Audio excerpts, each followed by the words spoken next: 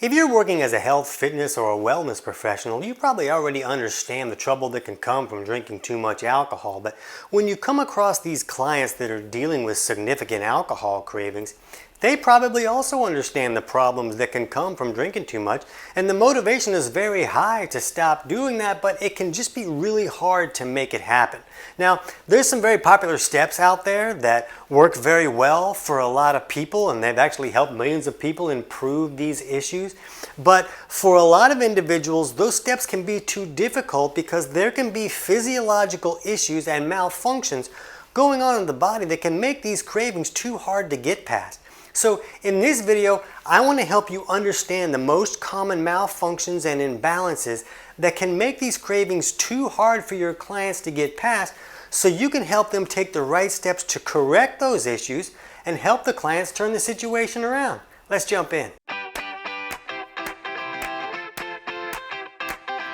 TC Hale is not a doctor and does not claim to be a doctor or licensed in any type of medical field. Don't be an idiot and use anything heard on the show as medical advice. This information should be used for educational purposes only, and you should contact your doctor for any medical advice. Now get off me. So there can be a lot of mental and emotional aspects to getting past this problem, and a lot of those steps that we talked about before that are very popular can be very beneficial in that area. But in this video, we want to go over some physiological issues, because if you can help the clients pass these physiological issues, it can make those steps a whole lot more efficient and a lot more effective. So when we're looking at these cravings, we want to look at why is the individual having cravings? What is the body looking for? What is the person looking for? And a lot of times the person will just feel better. That can calm them down. It can reduce stress. It can make them feel more relaxed, and that's why they keep going back to the alcohol.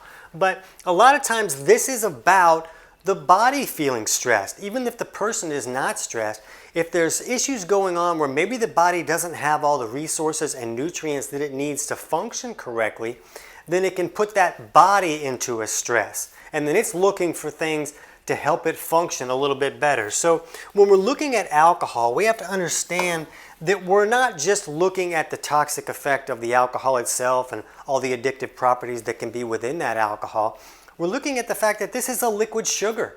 And a lot of times when the brain and the body don't have the resources that it needs, it's going to say, hey, what can you give me quickly that I can turn into a fuel so I can make these operations in the body work, or so I can give the brain some fuel. The brain needs fuel so it can tell the body what to do and it can know what's going on.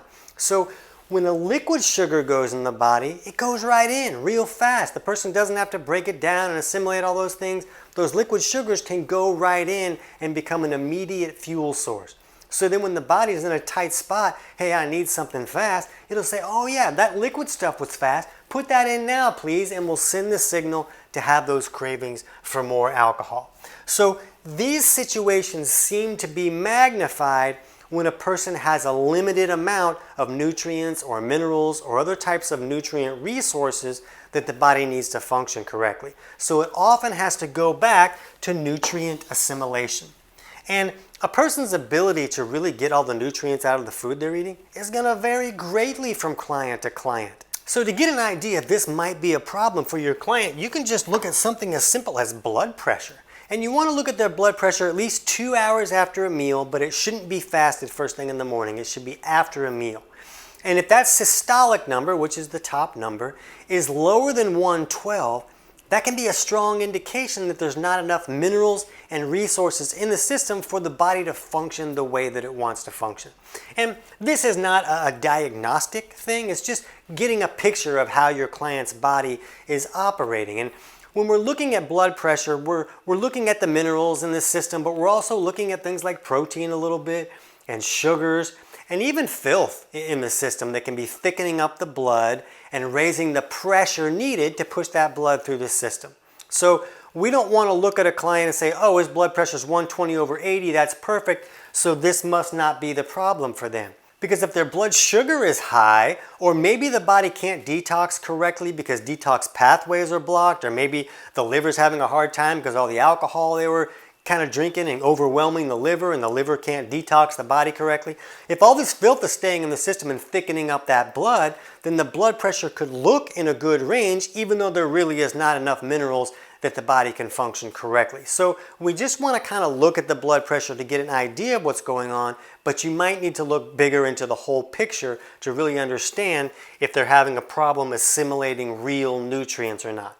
And in most cases, when someone can't assimilate nutrients correctly, it's about digestive malfunction. So we want to look and see, does the client have any digestive symptoms at all, like burping or bloating or constipation or diarrhea or acid reflux or nausea or indigestion or even just skin or acne issues? All of these can be signs that digestion is not working correctly and that the client can't get all the nutrients out of the food that we're eating. So what happens is when they eat food, the stomach should make hydrochloric acid, or HCl. And this stomach acid is made to help us acidify the food so we can start that breakdown process. The problem is it's very common for clients today not to be making enough stomach acid for a wide variety of reasons. But once that food is acidified, it should leave the stomach and go out into the duodenum. And that's when the gallbladder squirts alkaline bile down to help neutralize these acids.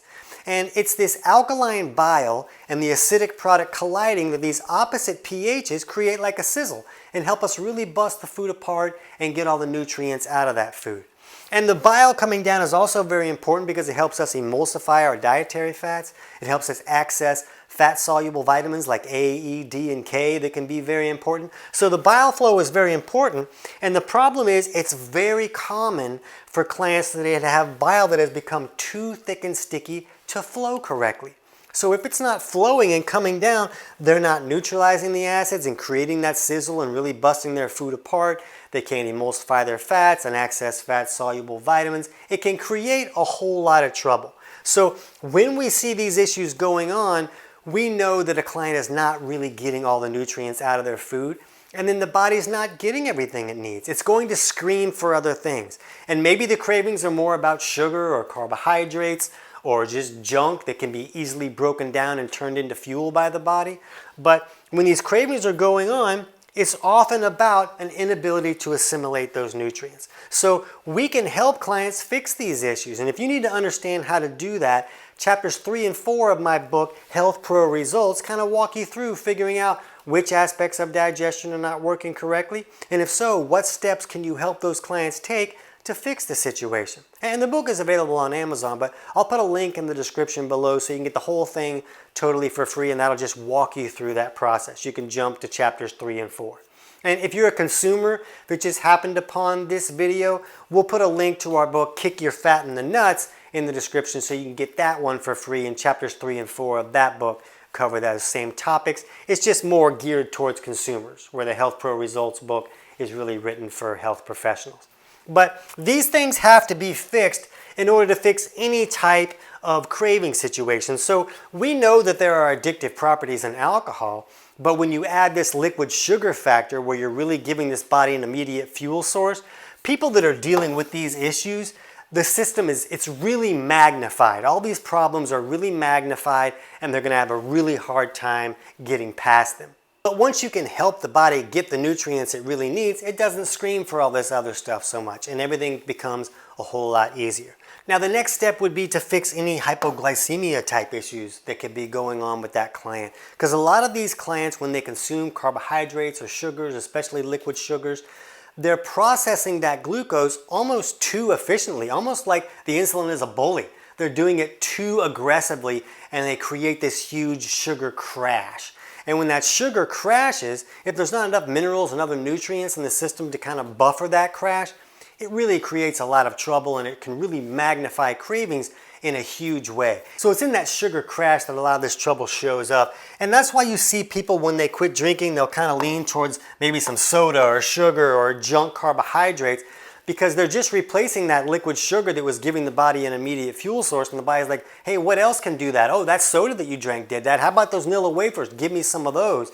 And they'll have cravings for this kind of stuff. And with they're eating these things and they're hypoglycemic, where they're creating those hard sugar crashes, then the cravings are going to be even stronger. It's going to be kind of magnified.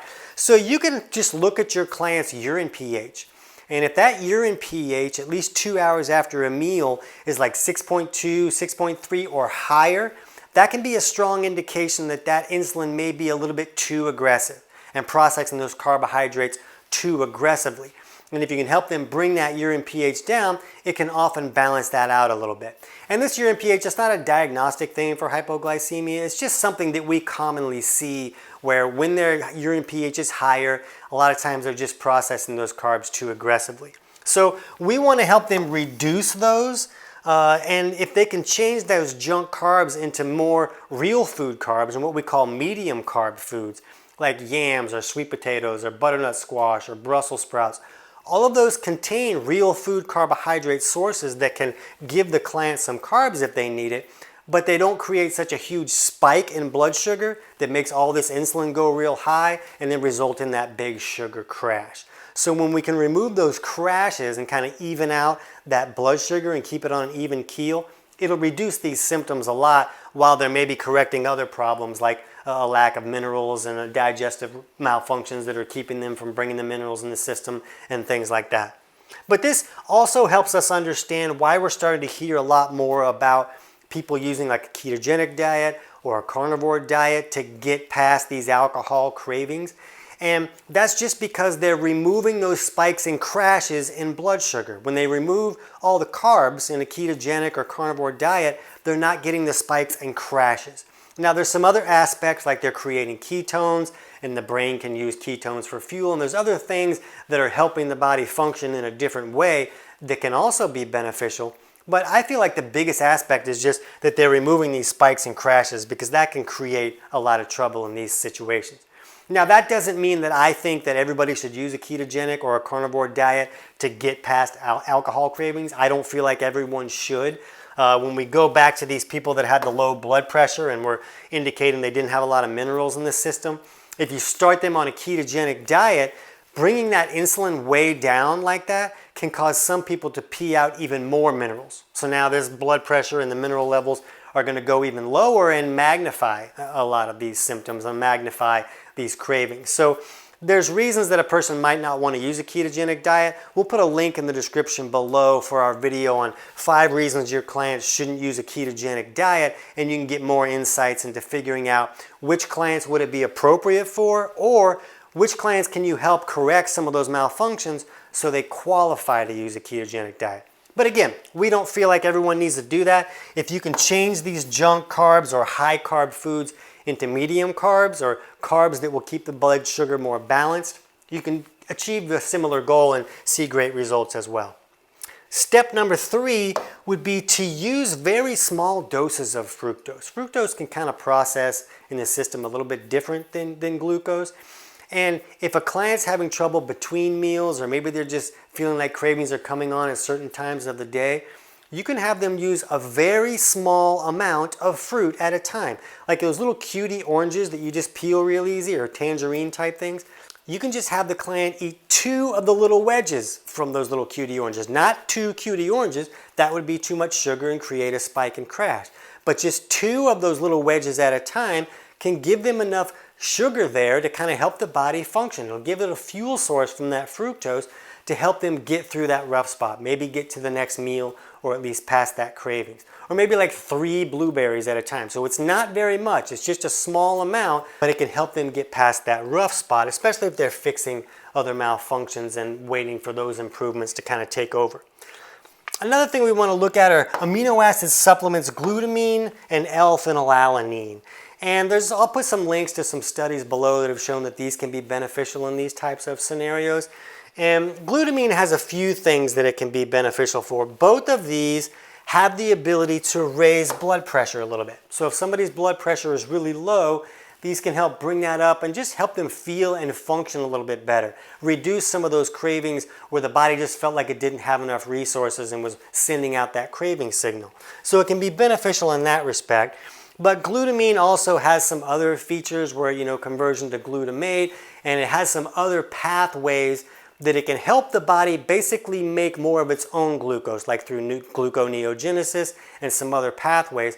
But it brings in this glucose in a way that the client didn't have to consume it and raise their insulin and then create that sugar spike. So it's kind of like a more even keel of this glucose that the body's creating for itself.